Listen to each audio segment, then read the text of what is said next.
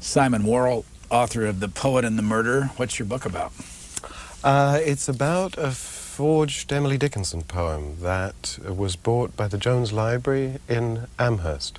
They believed it was a genuine poem. It was spotted by the curator of special collections at the Jones Library in April 1997 in a Sotheby's catalogue. It was advertised as a genuine Emily Dickinson poem. It was a 15-line poem, and the first unpublished Emily Dickinson poem in 40 years, which was quite an event. Her manuscripts are very rare and very valuable, and there hadn't been a new poem on the market for some 40 years. So we're in Amherst at the moment. Yeah, the story... Jones Library. That's right. The story starts in Amherst, which, of course, it should be noted, is Emily Dickinson's birthplace. So the discovery of this brand new poem, which was up for sale at Sotheby's at the June 1997 auction, was a big event for Amherst and above all for the curator of special collections there. His desire to buy it was motivated not just by wanting to add to the collection that they have of manuscripts, including Dickinson manuscripts. Robert Frost, of course, lived in Amherst. They have a number of those. It's also motivated by a desire to bring this poem home, if you like. And Daniel Lombardo, who was the curator, who organized a fundraising drive to raise the money. The Jones Library is not a very wealthy library compared with Harvard or Yale or some of the big privately endowed libraries.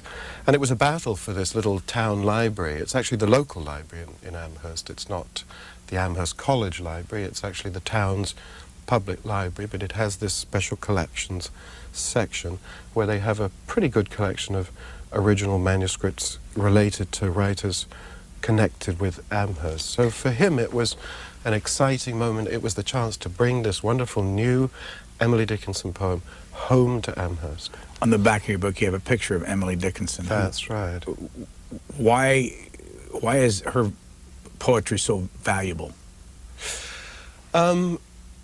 She's a great poet, and her reputation, I think it's fair to say, has risen progressively since her death in 1880. She was regarded for a long time as just being too difficult and eccentric in terms of the way that she wrote. It's a very modern, expressionist, sort of idiosyncratic way of writing, much more like E. E. Cummings than 19th century poets. And for a long time, I think the public just had a lot of trouble with these short, very complex poems that she wrote.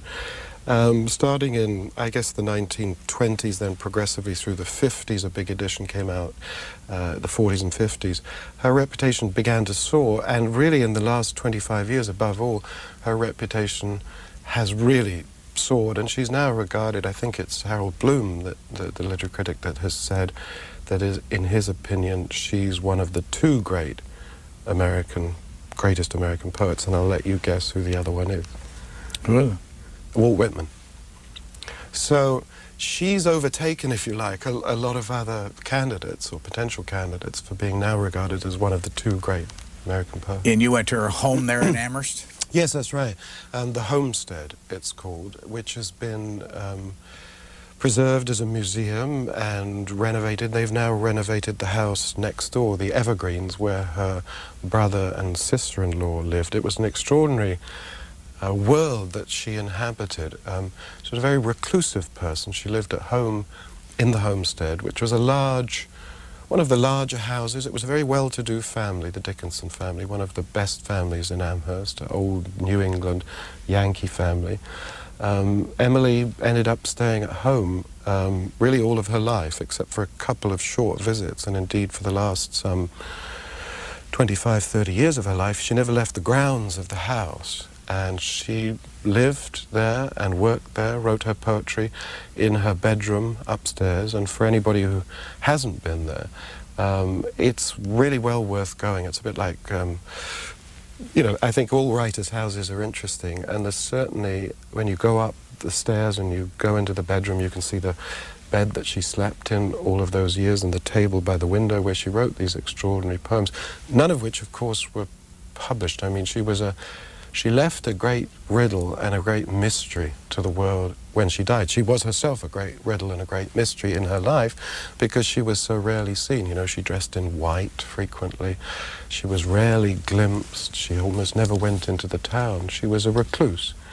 Howard Hughes is the wrong comparison, but she was as reclusive as Howard Hughes, certainly. How long did she live, and when did she die? She was born in 1830 and died in 1883, I think it is. I'm sorry if I get the date wrong. But she died in, late 40s of complications with her kidneys.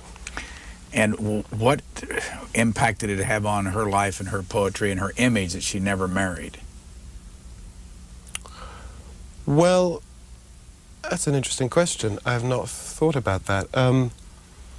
I think in her life it had none at all because she wasn't known as a poet except to a very small collection of friends and supporters. She had a number of friends who were editors of literary journals or newspapers, and they knew of her work, but she didn't get it published. It was really just, it was 100 years ahead of the times. Her poems were so modern in their sound and so unlike the kind of poetry that was being written during her lifetime that she didn't find an audience at that time. So she was really, except for a small number of people, she was entirely unknown to the public. That changed soon after her death, but her reputation, it took quite a long time for it to really become established and for the facts about her life to become clear. And they never have, actually, because she left so little evidence of who she was, apart from these extraordinary poems that were found in a locked box. You know, this was a secret activity for her, the writing of poetry. It was her private confessional, if you like. It's where she wrote down all of the things that moved her and she cared about most. How many poems did she write? She wrote, I think the number is 1789, something like that. 789. Yeah. I think 700 were found in this locked box, and then another 1,089 were found elsewhere. Some of them had been sent to friends in letters or just as gifts. She wrote poems, you know, after somebody had died, she sent a consoling note and often a little poem. And none of them had titles, none of them had dates, and only 10 of them had been published in her lifetime, and those against her will. So when she died, the world, her family initially, and then the world, discovered this really, it's one of the great literary riddles of the world, actually, is when were these poems written and to whom were they written?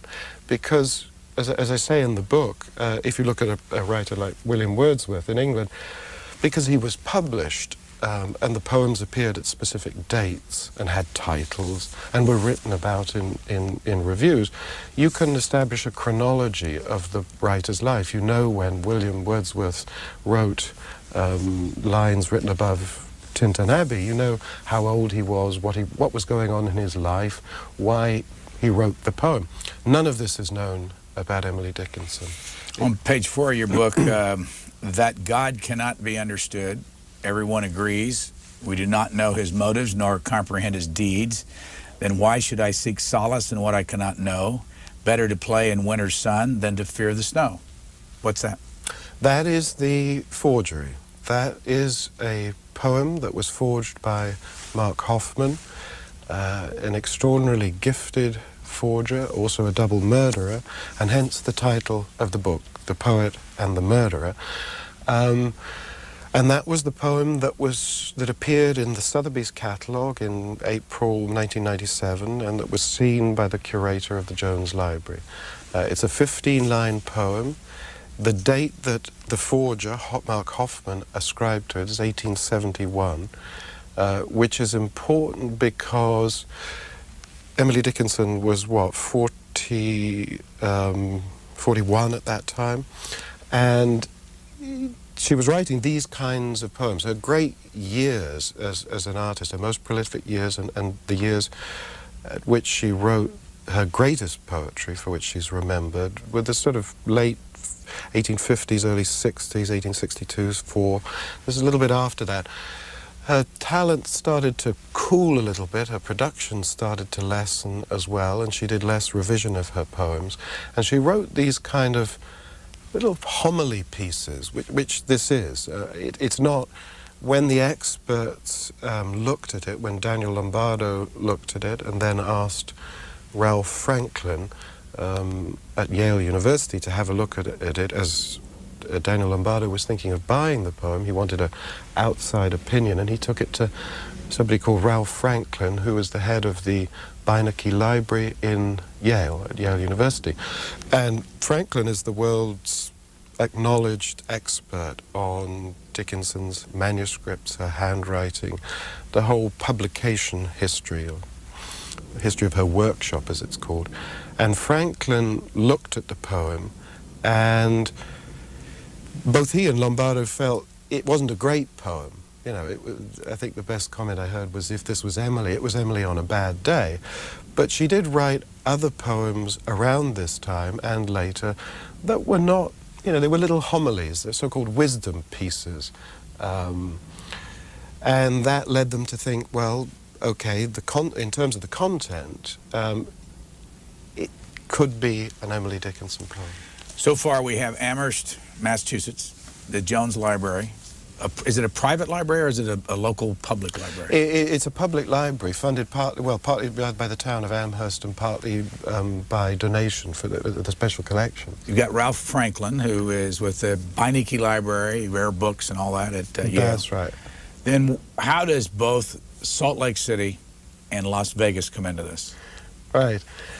Well, perhaps I should go back to the beginning of the story, how I got to find out about it. I read a little article in the New York Times that said this poem had been found, and it was the first unpublished Emily Dickinson for 40 years. It was going on sale, and it was a half-a-page article. It talked about Dickinson, her reputation, some of those things we've been talking about.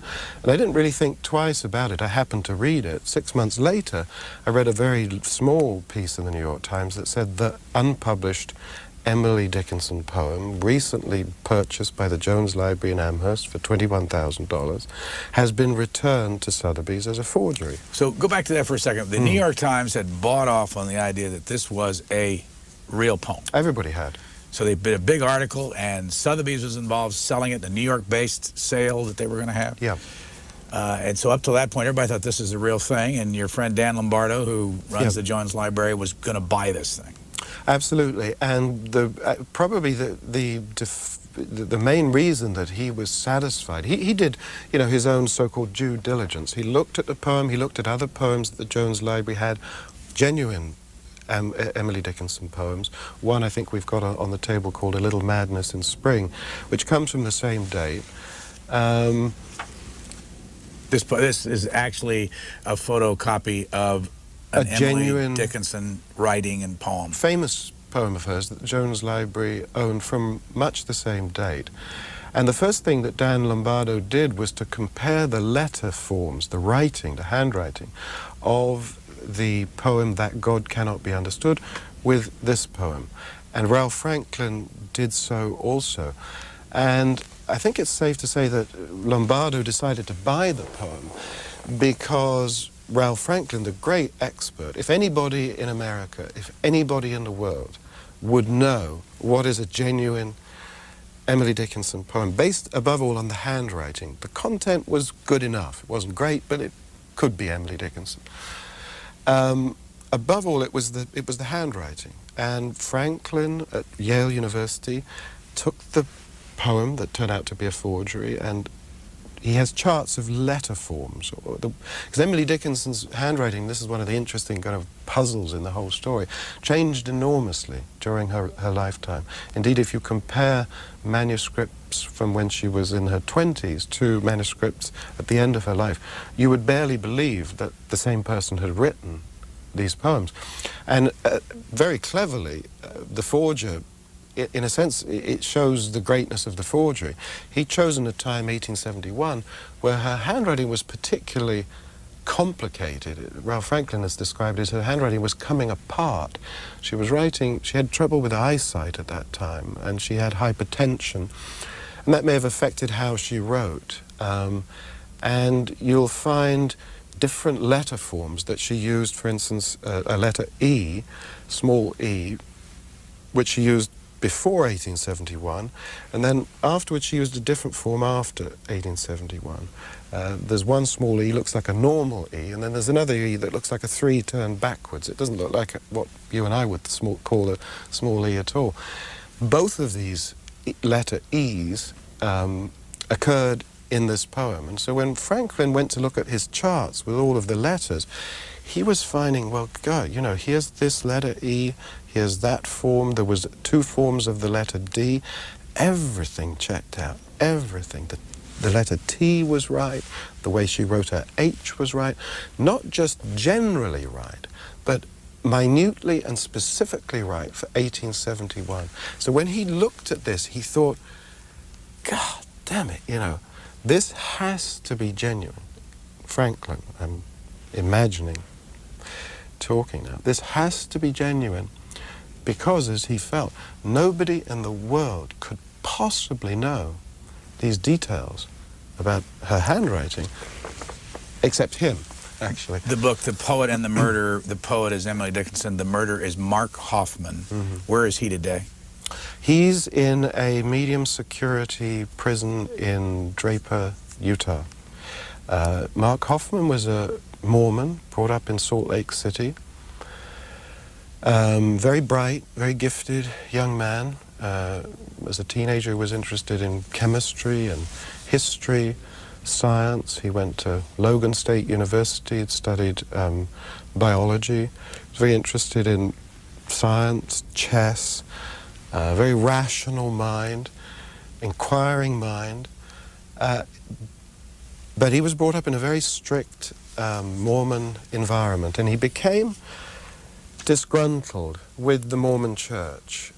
He had a lot of questions about what he regarded were problem areas of Mormon doctrine and theology. To put it bluntly, he simply didn't believe many of the founding legends of the Mormon religion. And he was also very troubled by a family secret that there was. His grandmother had been married in a polygamous marriage after the time that polygamy had been banned. And it was a sort of a family taboo to talk about it. And he became obsessed by this, his own story, the story of his own family. He wanted to find out what was the truth about his grandmother's marriage, and nobody wanted to talk about it. His family refused to talk about it. The community at large refused to discuss it because, of course, polygamy has been a very problematic institution, legacy for the Mormon Church. And I think that this inquiring young mind that had a lot of questions, like all teenagers, you know, I have a teenage son, and full of questions, and the most important thing with teenagers, I think, is you keep a dialogue open, and there was none. Really, he was told, you know, shut up and believe, to paraphrase it slightly crudely. And I think that generated a great deal of resentment in him. He became a twisted person inside. I think he also became a person who was forced to become one thing on the outside while he was actually another thing on the inside. And he began to forge Mormon documents, which at first, he was a brilliant con man and a master of human psychology, one of the great criminal minds, actually, I think, of the 20th century. He knew what people wanted. It was as though he could look inside your heart and tell what it was that you cared about most, certainly in terms of manuscript collecting. He knew what people wanted, and he created documents that would answer that need. You say in the book, or you quote somebody in the book as saying that he forged 1,000 documents. That's right. And sold them. That's right. He, as far as we know, because the full tally isn't in, but as far as we know, it's about 1,000 documents. How old is he today? He is in his late 40s. And he's in prison. Yeah. He was sentenced to prison in 1986 for murder. He eventually, his career as a forger, he created these 1,000 documents. Initially, they were, above all, Mormon documents. And what he did was diabolically cunning. He initially created documents that appeared to authenticate some of the central tenets of the Mormon religion.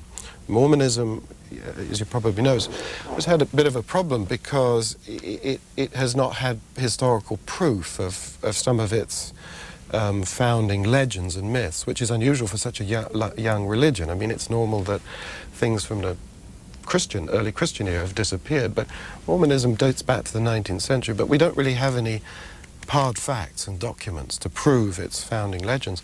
And there was always a worry within the Mormon hierarchy that this was the case, and there was a great hunger for what they called faith-promoting documents, documentation that could prove that what was said in the Book of Mormon was true. And Hofmann knew the culture, grew up in it. He began to create documents that appeared to support central parts of the Mormon legend.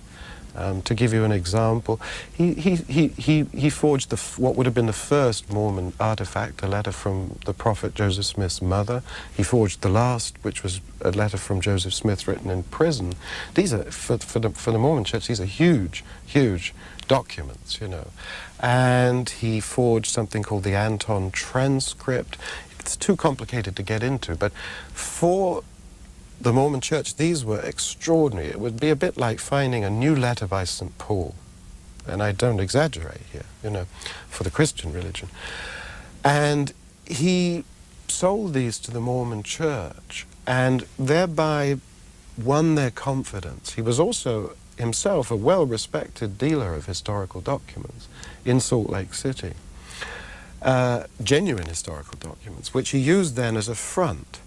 And he enmeshed the Mormon Church and its hierarchy. And it's worth noting here that the president of the Mormon Church, Gordon B. Hinckley, who was involved with many of these transactions, has a figure in the Mormon religion, a bit like the Pope in Roman Catholicism.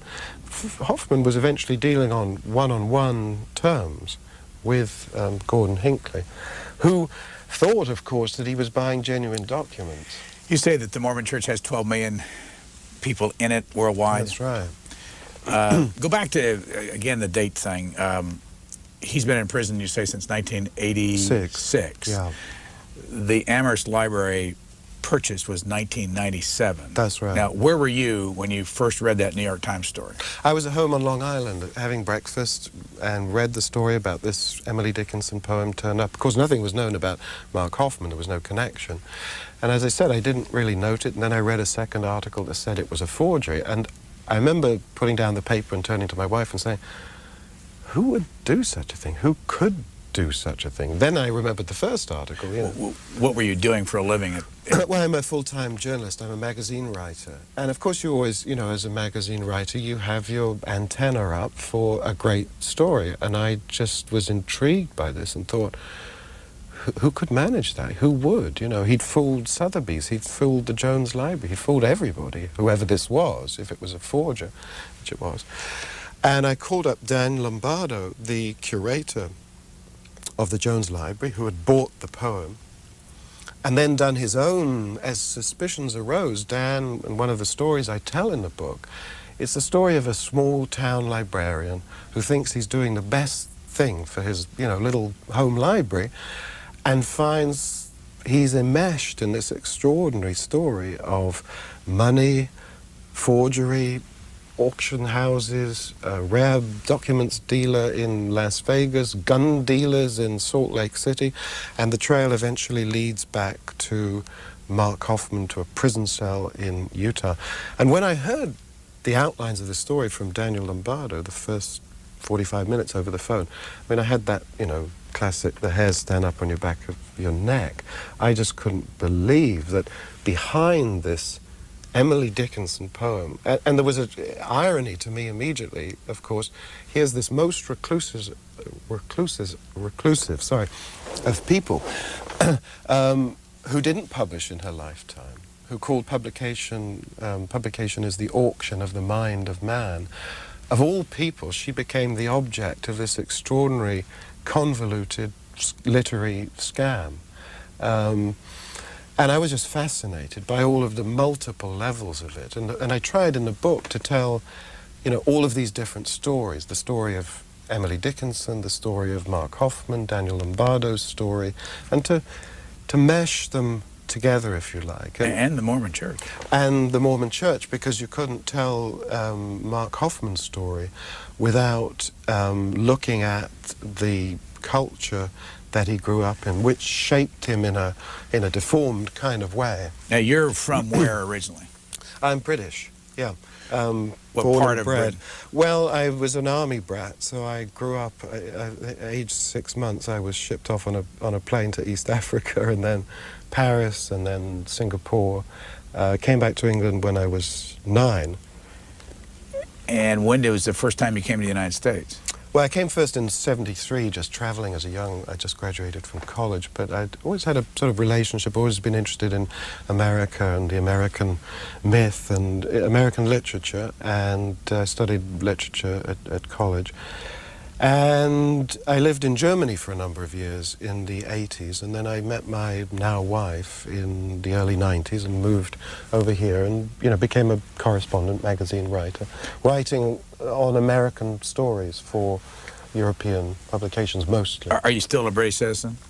Yes, I am. And you live here full-time since? But I live here full-time since 91. Since 1991. Yeah. So this is 5 years ago when you got into all this. Have you met Mark Hofmann?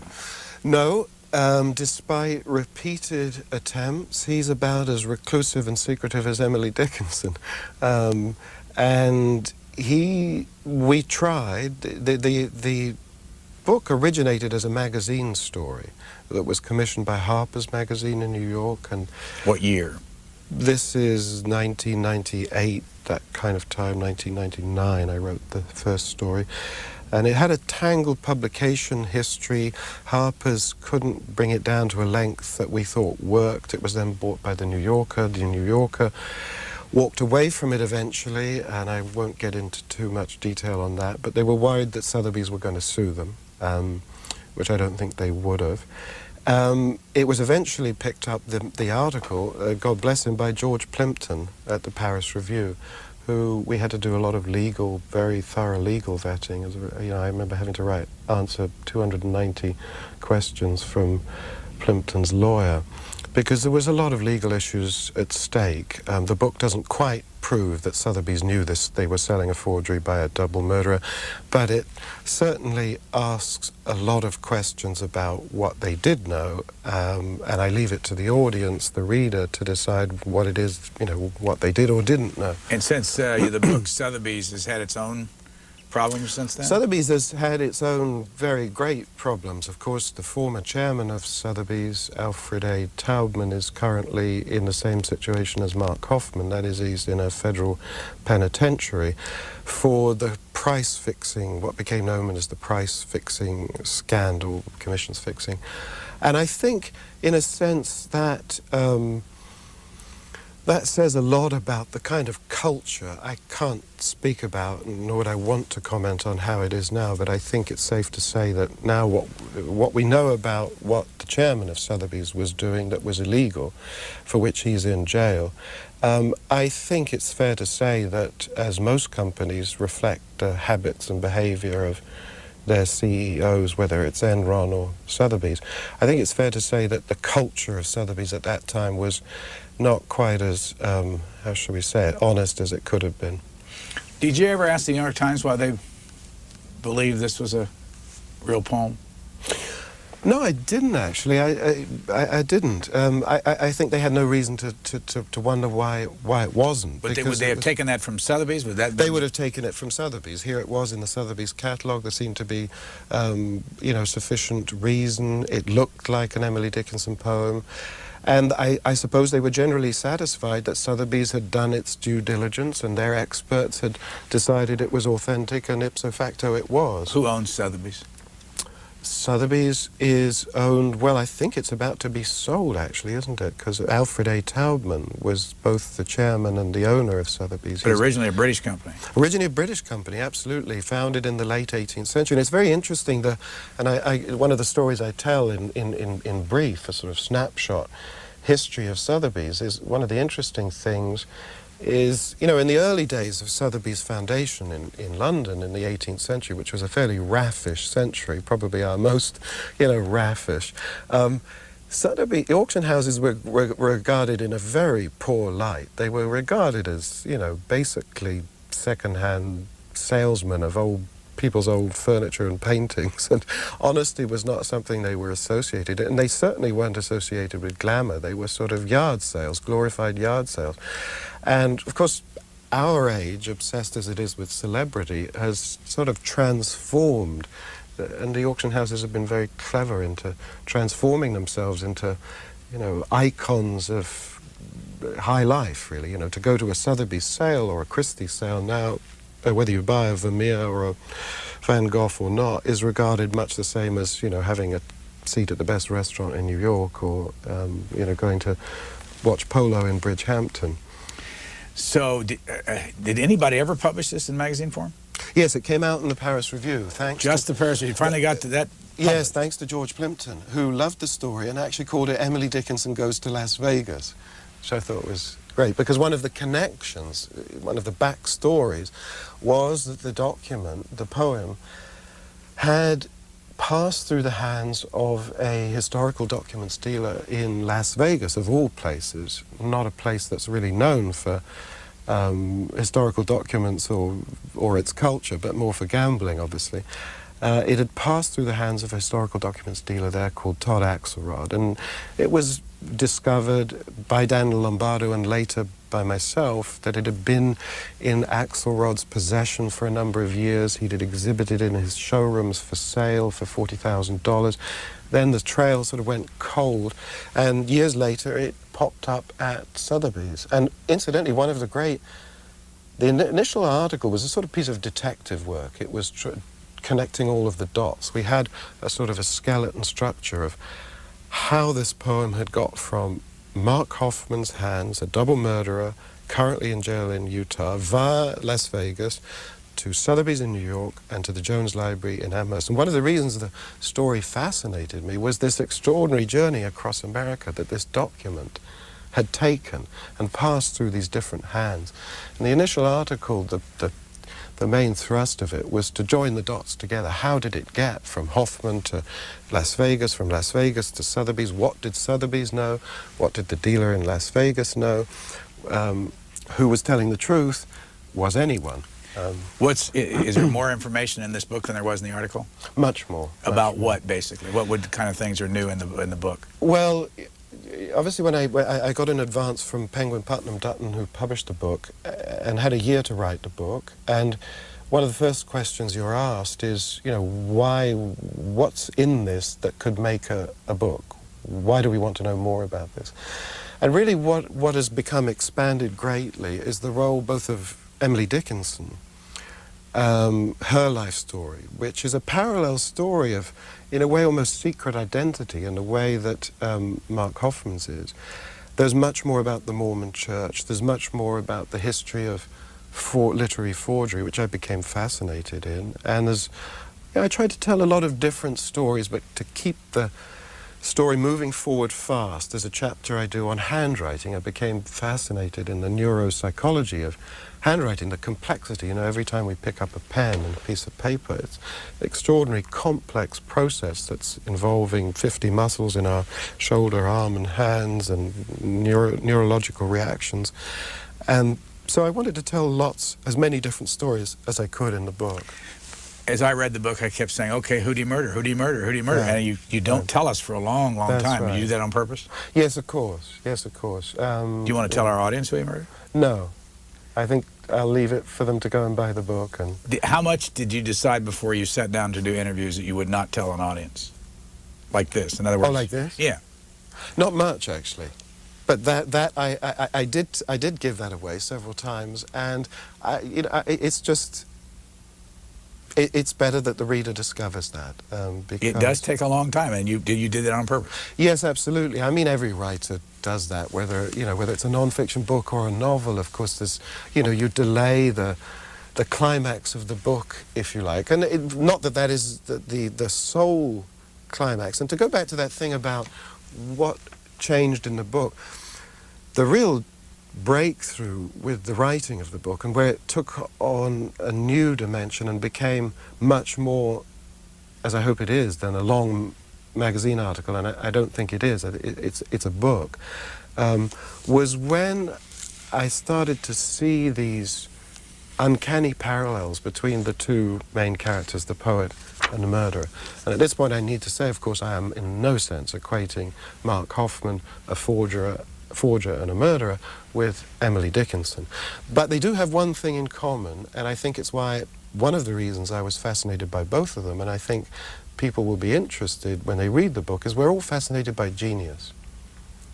Whether it's Michael Jordan, shooting three-pointers, or a great ballet dancer, or a great painter, or a great writer, we're all fascinated by those people that seem to have some extra superhuman talent.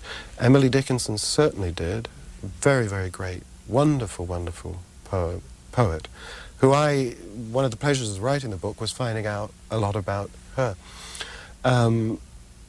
Mark Hofmann was also a genius. He's, in my opinion, the greatest literary forger that there's ever been. And there is a long history of literary forgery ever since man first picked up a papyrus reed and scratched on a... Let me go back to that, though. You're saying he's the greatest forger in history. How do you make that determination? Well, I think the variety of... not the volume. He did 1,000 documents, which is a lot, but there was a great French literary forger in the 19th century who did many more than that. I think something like 30,000, extraordinary number. So it's not the volume, it's the quality and the variety. And, just to sort of backtrack a bit for the viewers, I think we're all more familiar, as I was when I came to this story, with art forgery. There's been some very famous art forger, Van Meegeren, who did the Vermeers, and many others books have been written. But literary forgers have not been so extensively covered, and it's a fascinating sort of, I came to think of it as a sort of parallel world of literary creativity, because these are very gifted people who invent poems or documents. They can simulate the handwriting, they alter the paper. Hofmann was a great technician.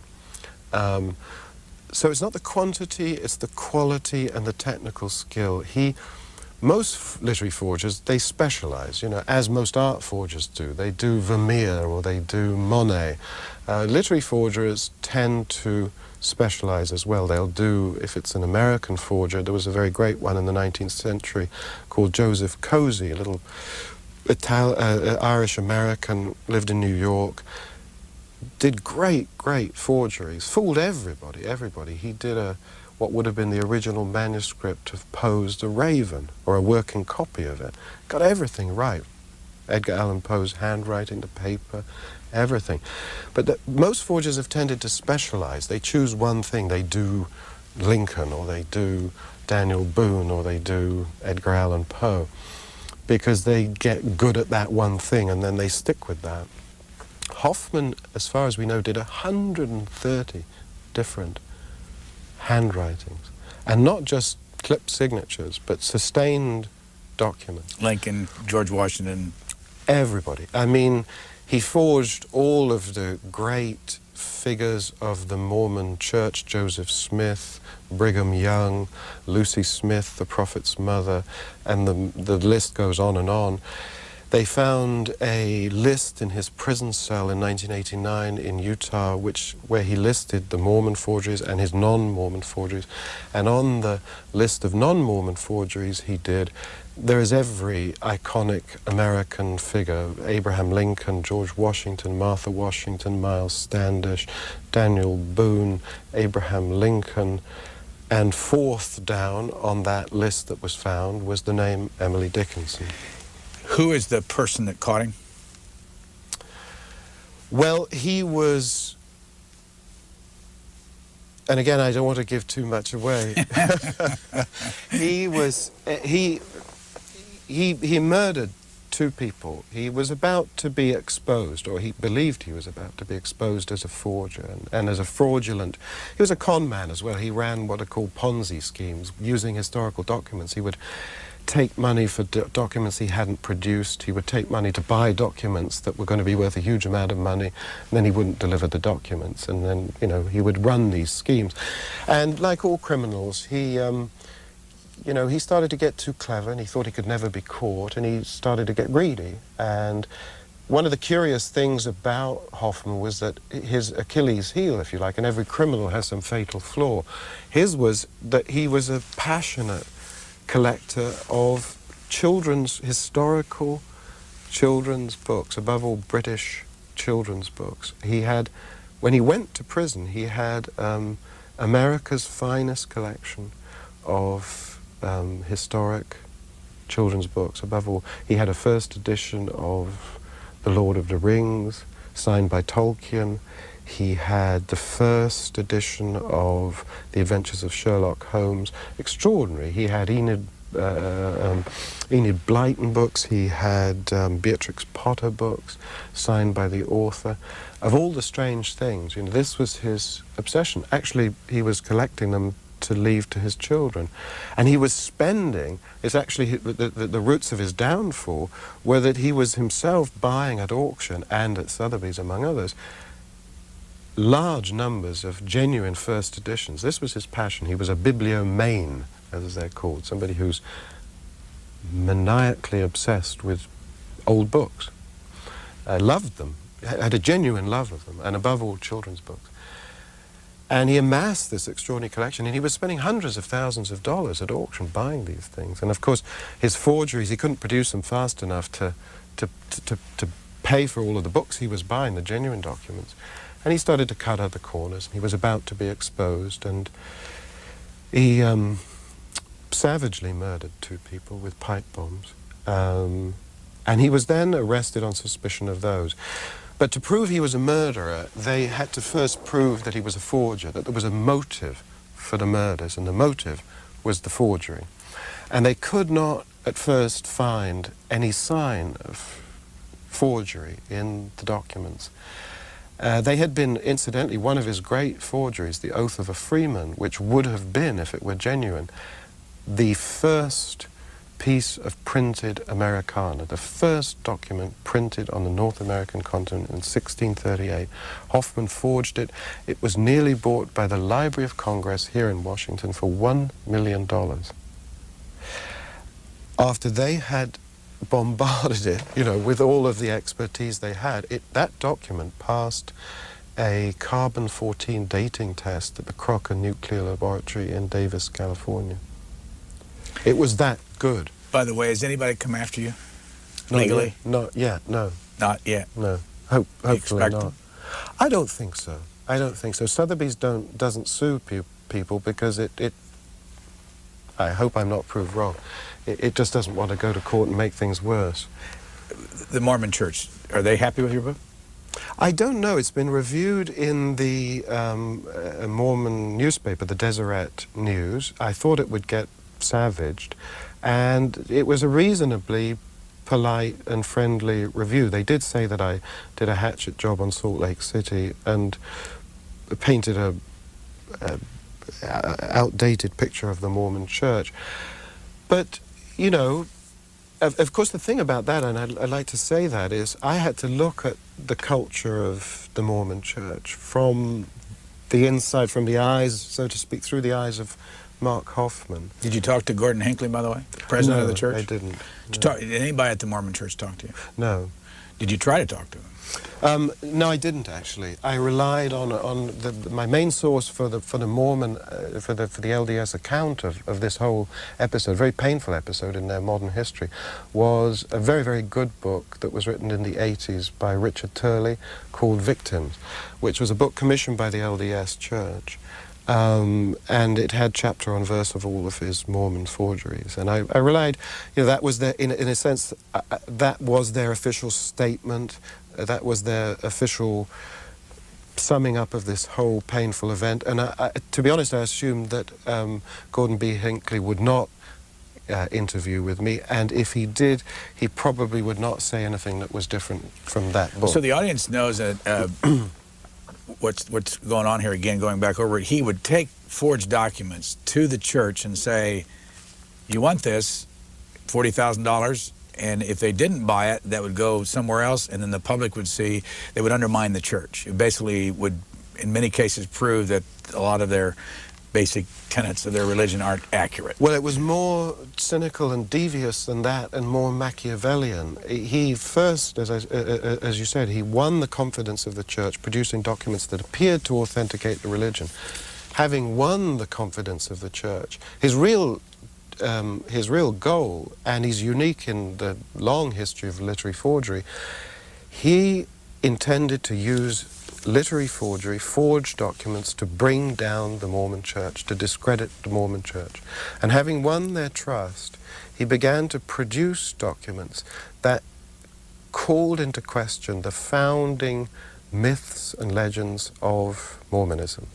It would be as though a disgruntled Catholic were to forge letters by St. Paul that proved that St. Paul was a homosexual, let's say. They were that damaging to the church. But then once he would sell them the documents and they bought them, they would be hidden away. Hidden away, but he'd leak it that they were there. That was the ultimate. He was a spin doctor long before, and one of the things that interests me about Mark Hofmann was the way that he prefigured a lot of things that have become part of our world subsequently. Spin doctoring, image and reality. We live in an age of sort of shimmering surfaces, and I think he understood we were moving into that age, and he understood that ultimately, there is no difference, or if you're clever enough and devious enough, there is no difference between something genuine and something forged, if it's that good, and indeed between who you are on the outside, who you appear to be, and who you are on the inside. And he understood something very deep about human nature, and he used that and manipulated that. And as you said, specific to go back to your question, having created documents that were shattering for the Mormon church, if they became public and they were taken, they were bought and then hidden away so that people could not see these documents, Mark Hofmann sort of, stuck the knife in even further by then leaking the stories to the newspapers, to the press, about the document that he had just sold. So the press then became a news story about supposedly this extraordinary document, the Salamander letter, the most famous of his Mormon forgeries. That became a news story in itself, that this document had been found. And then, of course, that put the Mormon church in an extraordinarily embarrassing position, because they had to then admit, yes, they had bought this document, and yes, they had, so to speak, kept it away from the public. So they were then, if you like, Hofmann wanted to prove that they manipulated history, that they manipulated reality and history. And he used forgery, which is itself a manipulation of history, to do that. One of the things you point out is that he went through the Mormon ritual and was a missionary over in England for a while, that's it. but also went through something called the endowment ceremony. Yeah. Where'd you get the information on what the endowment ceremony is? These are very secret, as you know probably. Mormon rituals, one of the things that Mormons are sworn to is to not reveal any of the temple rituals, which are pretty strange, to say the least. And I think anybody reading the book will, and reading my account of the endowment ceremony, will be very surprised. People are sort of naked and in white sheets, and they have oil anointed on them, and it all sounds like something out of ancient Rome or something, not modern America. They're immersed in water and all of this. I got that information actually from somebody in Salt Lake City. I think I'll choose not to name the name, but somebody who's an ex-Mormon and who has now devoted their time and energy to telling what they regard as the truth about Mormonism, that you know, they're a dissident Mormon, and they make those things public because they believe that both Mormons and non-Mormons have a right to know the truth about this religion. Has there ever been a book written that explains all the handshake and the endowment ceremony and all that? Not so far as I know in that, you know. So is this going to be one of the first times that people could read about this? That's right. I believe so. I believe so. It's highly sensitive information. Before we run out of time, I just want a couple of quick things. Dan Lombardo, who was the fellow that bought the original Emily Dickinson poem, forged poem, for $21,000, where is he now?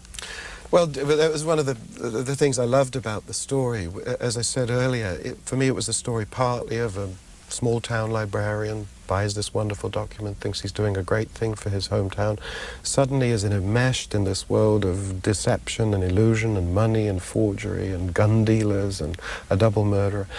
And Dan was we became very close through the course of writing this book. He was a great help to me, and all power to him. Some people perhaps would, when he began to be suspicious of the poem, might have, you know, kept the truth about it hidden, but he relentlessly went on a mission to find out what was the truth, and eventually established enough evidence, collected enough evidence to confront Sotheby's. They refunded the money. But the experience, his journey is very interesting, because the experience for him buying this forgery and just finding that what he thought was going to be the pinnacle of his career and the best thing he ever did for his local community turned out to be this awful event. And really he thought, you know, his life was finished in Amherst and his career as a curator would be finished. And he was deeply, deeply disillusioned by the whole series of events. I mean, it shattered all of his illusions about the auction houses, about the manuscript trade. And he threw up his job and gave up the job and left, and at one time was in pretty bad shape. You know, he really felt that his life had melted down.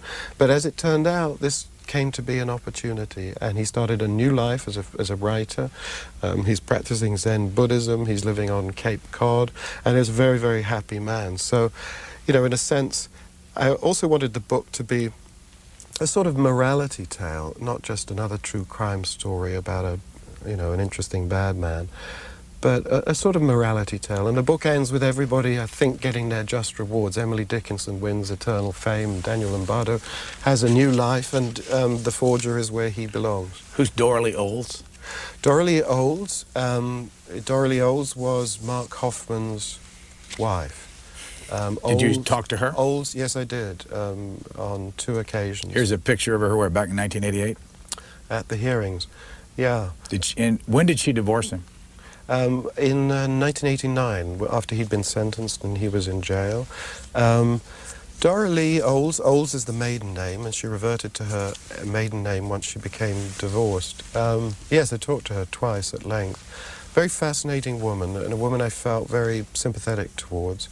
There have been questions, people have raised questions about what she knew or didn't know. I mean, Mark Hofmann did his forgeries in the family house down in the basement, and people have said, well, how could this woman not know, you know, what was going on down in the basement, that he was creating these forgeries?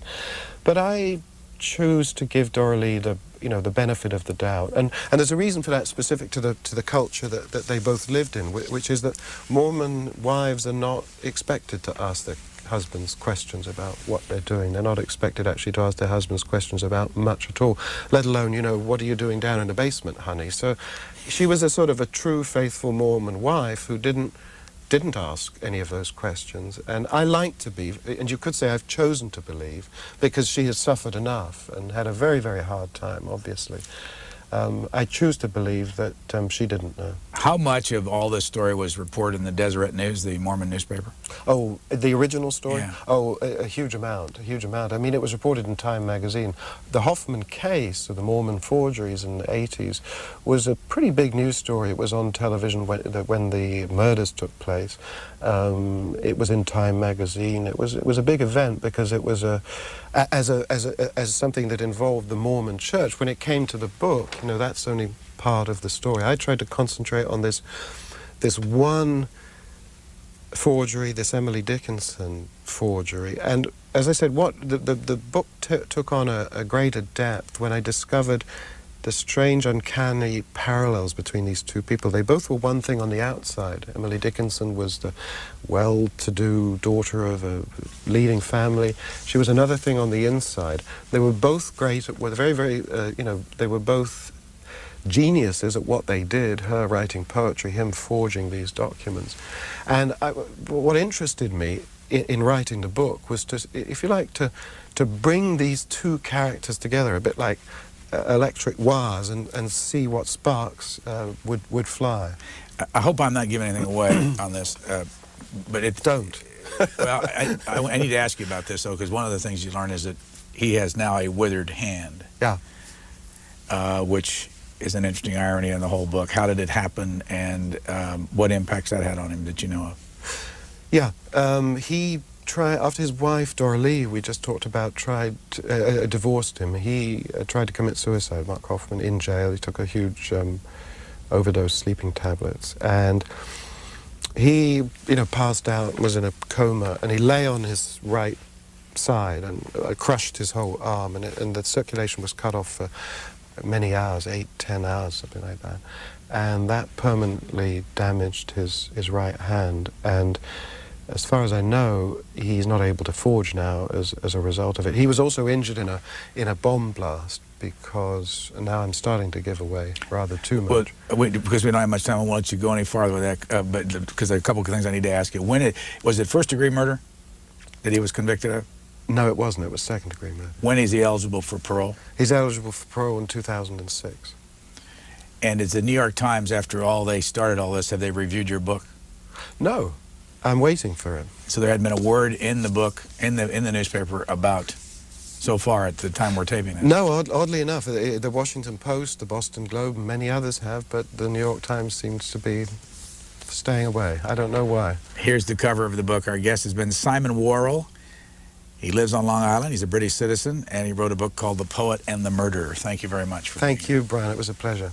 In Amherst, it's not the Amherst College Library, it's actually the town's public library, but it has this special collections section where they have a pretty good collection of original manuscripts related to writers connected with Amherst. So for him it was an exciting moment. It was the chance to bring this wonderful new Emily Dickinson poem home to Amherst. On the back of your book you have a picture of Emily Dickinson. That's right. Why is her poetry so valuable?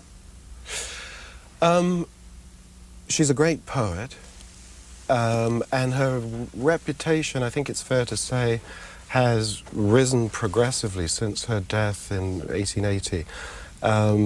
She was regarded for a long time as just being too difficult and eccentric in terms of the way that she wrote. It's a very modern, expressionist, sort of idiosyncratic way of writing, much more like E. E. Cummings than 19th century poets.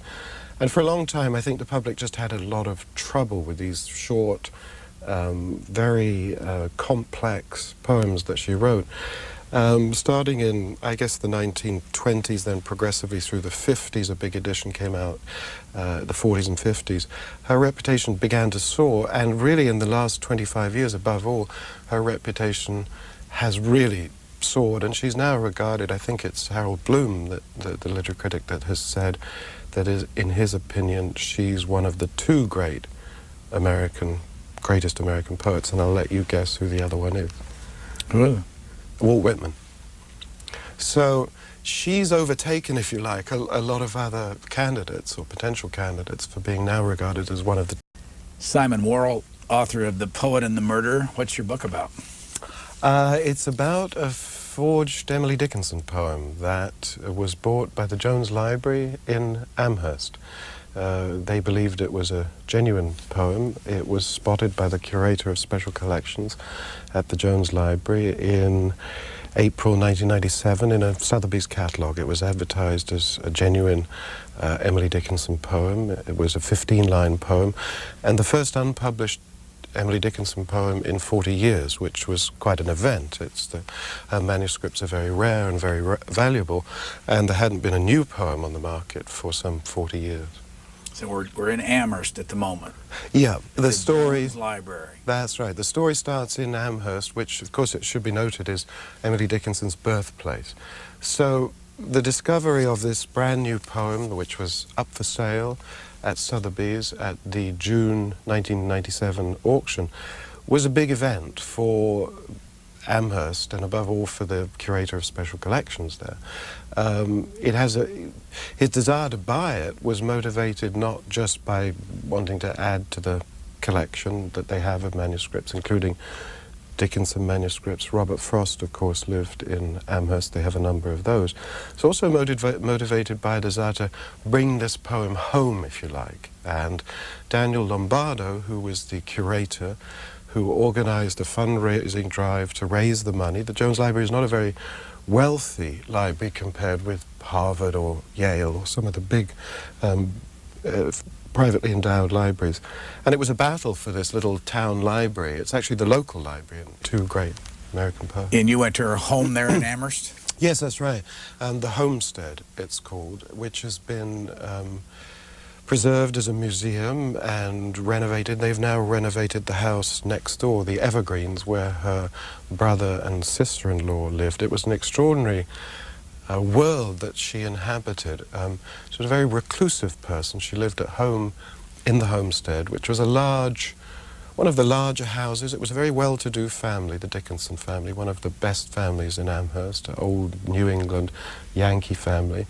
Emily ended up staying at home really all of her life, except for a couple of short visits, and indeed for the last some 25, 30 years of her life, she never left the grounds of the house. And she lived there and worked there, wrote her poetry in her bedroom upstairs. And for anybody who hasn't been there, it's really well worth going. It's a bit like, you know, I think all writers' houses are interesting. And there's certainly, when you go up the stairs and you go into the bedroom, you can see the bed that she slept in all of those years and the table by the window where she wrote these extraordinary poems, none of which, of course, were published. I mean, she left a great riddle and a great mystery to the world when she died. She was herself a great riddle and a great mystery in her life because she was so rarely seen. You know, she dressed in white frequently. She was rarely glimpsed. She almost never went into the town. She was a recluse. Howard Hughes is the wrong comparison, but she was as reclusive as Howard Hughes, certainly. How long did she live, and when did she die? She was born in 1830 and died in 1883, I think it is. I'm sorry if I get the date wrong. But she died in, you know, late 40s of complications with her kidneys. And what impact did it have on her life and her poetry and her image that she never married? Well, that's an interesting question. I have not thought about that. I think in her life it had none at all because she wasn't known as a poet except to a very small collection of friends and supporters. She had a number of friends who were editors of literary journals or newspapers, and they knew of her work, but she didn't get it published. It was really just, it was 100 years ahead of the times. Her poems were so modern in their sound and so unlike the kind of poetry that was being written during her lifetime that she didn't find an audience at that time. So she was really, except for a small number of people, she was entirely unknown to the public. That changed soon after her death, but her reputation, it took quite a long time for it to really become established and for the facts about her life to become clear. And they never have, actually, because she left so little evidence of who she was, apart from these extraordinary poems that were found in a locked box. You know, this was a secret activity for her, the writing of poetry. It was her private confessional, if you like. It's where she wrote down all of the things that moved her and she cared about most. How many poems did she write? She wrote, I think the number is 1789, something like that. 789. Yeah.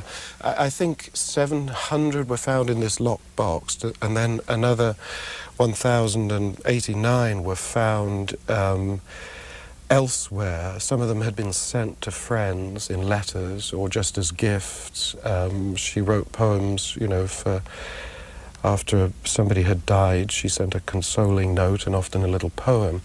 And none of them had titles, none of them had dates, and only 10 of them had been published in her lifetime, and those against her will. So when she died, the world, her family initially, and then the world, discovered this really, it's one of the great literary riddles of the world, actually, is when were these poems written and to whom were they written? Because, as I say in the book, if you look at a writer like William Wordsworth in England, because he was published and the poems appeared at specific dates and had titles and were written about in reviews, you can establish a chronology of the writer's life. You know when William Wordsworth wrote lines written above Tintern Abbey. You know how old he was, what was going on in his life, why he wrote the poem. None of this is known about Emily Dickinson. On page 4 of your book, that God cannot be understood. Everyone agrees. We do not know his motives nor comprehend his deeds. Then why should I seek solace in what I cannot know?